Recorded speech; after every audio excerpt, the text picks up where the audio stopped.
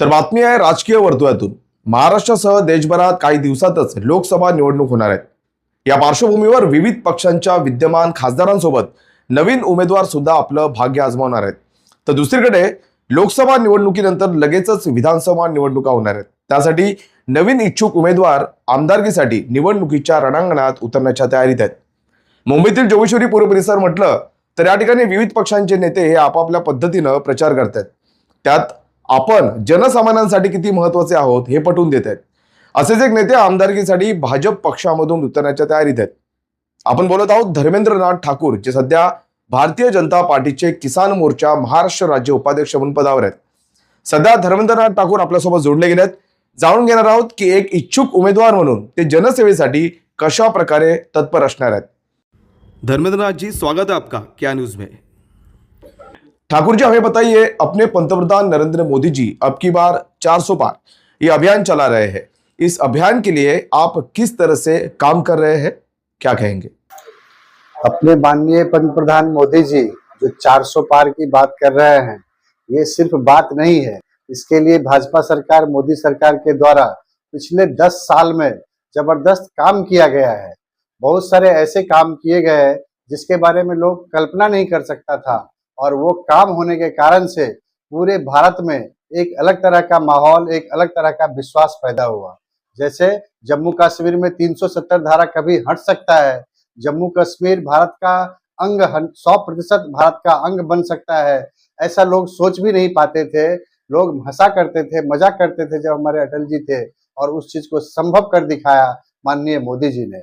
जहां तक राम मंदिर का सवाल है, हम सब जानते हैं कि कितनी पीढ़ियां गुजर गई राम मंदिर का सपना पाले हुए, लेकिन मोदी जी ने जो भरपूर प्रयास किया भाजपा सरकार के तरफ से, ऐसा माहौल बनाया गया, ऐसी परिस्थितियां बनाई गई कि पूरा देश आज जन्मभूमि प्राण प्रतिष्ठा के बाद एक अलग ही आनंद में है। और भारत ही नहीं, पूरे विश्व के हिंदू समाज इस बात पर गर्व कर रहे हैं, और बरसों का जो पुराना सपना था राम मंदिर में बनेगा और भगवान राम अपने घर में विराजमान होंगे, वो सपना पूरा हुआ है।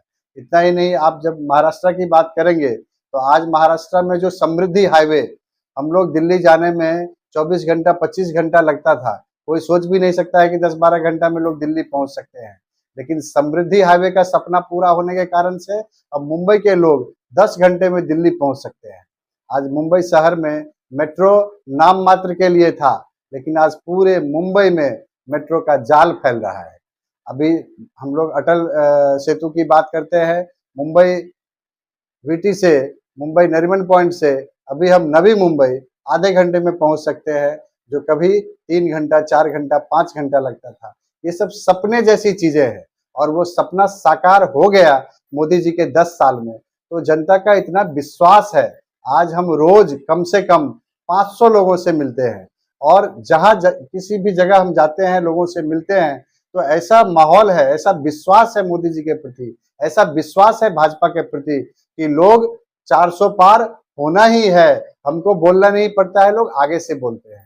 तो ये मोदी जी भाजपा सरकार का जो कर्तृत्व रहा है, और मैं पिछले 10 साल से जोगेश्वरी विधानसभा में खास करके जो भाजपा सरकार के किए कामों को लोगों तक ले जाने का काम किया हूँ, इसके कारण से मुझे विश्वास है कि कम से कम जोगेश्वरी से पूरे 8 विधानसभा में जोगेश्वरी में नंबर 1 रहेगा। युति जो भी हमारा कैंडिडेट युति के आएगा, उसको जोगेश्वरी विधानसभा में नंबर 1 की परिस्थिति मिलेगी। खास करके जोगेश्वरी की बात करें तो जोगेश्वरी के विकास के लिए आपके पास किस तरह की योजनाएं हैं? साथ ही विधायक के लिए आप चुनाव रण क्षेत्र में उतरने की तैयारी भी कर रहे हैं, क्या कहेंगे?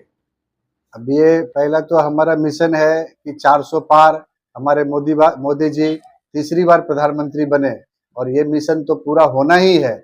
इस मिशन पूरा होने के बाद हमारे महाराष्ट्र में भी देवेंद्र जी की सरकार बने, पूर्ण बहुमत की सरकार बने। इसी के लिए मैंने विशेष रूप से जोगेश्वरी विधानसभा हमारे भाजपा के लिस्ट में डी कैटेगरी में था। ऐसा माना जाता था कि हमारा जोगेश्वरी में स्थिति बहुत मजबूत तो दूर की बात है, हमारी स्थिति बहुत ही कमजोर है। लेकिन जो मेरा पिछला 10 साल का मेहनत है, हमने मोदी जी की जो योजनाएं थी उसको लोगों तक ले गया। कम से कम मैंने 10,000 ई श्रम कार्ड बनाया होगा जोगेश्वरी विधानसभा में। कम से कम अभी तक हमने 13,000 आयुष्मान भारत कार्ड लोगों को बना करके दिया। और मोदी जी का जन्मदिन जो था 71वां जन्मदिन, हमने 71 दिन तक मातृ सम्मान के रूप में हजारों महिलाओं से मिला। और पिछले 10 साल में कम से कम जो हमने 400 कार्यक्रम किए हैं यहाँ जोगेश्वरी विधानसभा में, इसके कारण से आज के तारीख में भाजपा जोगेश्वरी विधानसभा में सबसे मजबूत पार्टी है। और इस बात का मुझे गर्व है कि मैं भाजपा का एक सच्चा सिपाही, एक मोदी जी का सच्चा सिपाही बनकर के जोगेश्वरी विधानसभा में हमने काम किया और उसका प्रतिफल हमको दिखता है। आज जन जन हमको कहने से पहले बोलते हैं कि अब की बार 400 बार पार, अब की बार फिर मोदी सरकार। तो ये हमको लगता है कि हमने जो मेहनत किया है उसका मुझे फल मिल रहा है। और ये फल जब विधानसभा का चुनाव होगा, और मुझे विश्वास है कि हमारी भारतीय जनता पार्टी इतनी अच्छी पार्टी है, अपने कार्यकर्ताओं के ऊपर इतना ध्यान रखती है कि हमारा कर्तृत्व पार्टी के ऊपर तक भी जा रहा होगा, जाता है। तो मुझे निश्चित रूप से जोगेश्वरी विधानसभा का एक सीट देवेंद्र जी के झोली में ला करके देने का सौभाग्य मिलेगा और ये 100% मैं इसमें सफल होऊंगा। ठाकुर जी, जोगेश्वरी के जनता का आपकी तरफ लगाव किस तरह से है? कई जगह पर अब तक जोगेश्वरी वासियों को अपने हक का घर नहीं मिला है। मेघवाड़ी जैसे इलाके की बात करें तो इस पूरे इलाके पर ग्रीन जोन डाला गया है, इसके लिए इसका विकास हो नहीं पा रहा है। इस पर आप क्या कहेंगे? ये पहली बार हुआ कि कोई भी पार्टी से संबंधित कार्यकर्ता लोगों के बीच में लगातार 10 साल रह करके प्रतिदिन 10 से 12 घंटा लोगों के बीच रहता है, लोगों की सुनता है, लोगों की समझता है, लोगों का दुख दर्द दूर करने का प्रयास करता है। ऐसा पहली बार हुआ है। तो अभी ऐसा मुझे लगता है कि जोगेश्वरी विधानसभा के जो रहवासी हैं, ये हमारे परिवार के सदस्य हैं और ये मुझे नहीं लगता है, अभी ये उनको भी लगता है। और जैसे जैसे समय बीतते गया, उनकी हमारे से जो अपेक्षाएं हैं, हमारे पर जो विश्वास हुआ है, उसके कारण से अपेक्षा भी बढ़ती गई है। और मुझे विश्वास है, क्योंकि मैं जोगेश्वरी विधानसभा में लोगों के बीच रहा हूँ, रहता हूँ, तो रहकर मैंने उनका दुख दर्द, उनकी समस्या क्या है, उसको मैं समझा हूँ, उस दर्द का एहसास मुझे हुआ है और मैं सक्षम हूँ कि मैं उनको इस दर्द से मुक्ति दिलाऊंगा। अभी पिछले सालों से 10 साल 12 साल से जोगेश्वरी विधानसभा एक ऐसा ऐसा जगह है, ऐसा विधानसभा है, मुंबई का हिस्सा है, जहां पर में लोग सबसे ज्यादा घर की समस्या से पीड़ित है। हमारे जोगेश्वरी विधानसभा में कम से कम 2500 ऐसे प्रोजेक्ट है जो आज से 15 साल 16 साल 17 साल पहले शुरू हुआ, लेकिन आज तक प्रोजेक्ट पूरा नहीं हुआ। बहुत सारे लोग घर से बेघर कर दिए गए, उनको भाड़ा भी नहीं मिलता है और वो ऐसे नाउम्मीद हो चुके हैं कि हम आपको बता नहीं सकते हैं कि उनकी पीड़ा कितनी है। मेरी यही संकल्प है कि हम हर कीमत पर मैं यहाँ के लोगों के जो घर का सपना है वो निश्चित रूप से पूरा करूंगा। और चूंकि मैं भाजपा का सिपाही हूँ, भाजपा के नेता से मुझे संपर्क है, उनके ऊपर मुझे विश्वास है कि यहाँ की समस्या मैं उन तक लेकर के जाऊंगा तो निश्चित रूप से इसका निराकरण होगा। इसका जीता जाता उदाहरण है कि मेघवाड़ी में जो ग्रीन जोन की चर्चा हो रही थी, हमने 4000 लोगों का सिग्नेचर लेकर के मंत्रालय तक, देवेंद्र जी के पास, आशीष जी के पास, माननीय अमित साटम जी के पास, लोधा जी के पास लेकर के गया और उस पर पूरे सक्रिय होकर के लोगों ने काम किया।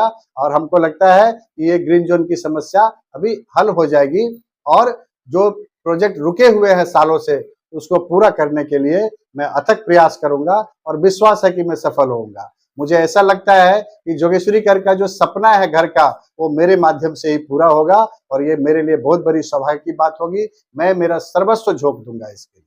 ठाकुर जी, गोरेगांव का आरे इलाका अब तक विकास से दूर है, न ठीक से सड़क है, न आदिवासियों के लिए खुद का घर।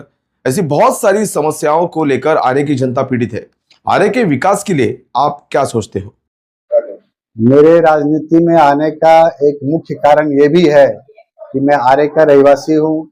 मैं 27 साल से आरे कॉलोनी में रहता हूँ और ऐसा मुझे लगा, और ये सच है, कि पूरे भारतवर्ष में विकास हुआ है, पूरे महाराष्ट्र में विकास हुआ है, मुंबई में विकास हुआ है, लेकिन पिछले 25 साल में हमने देखा है कि आरे कॉलोनी एक ऐसा जगह है जिसका वैभव धीरे धीरे कम हुआ है।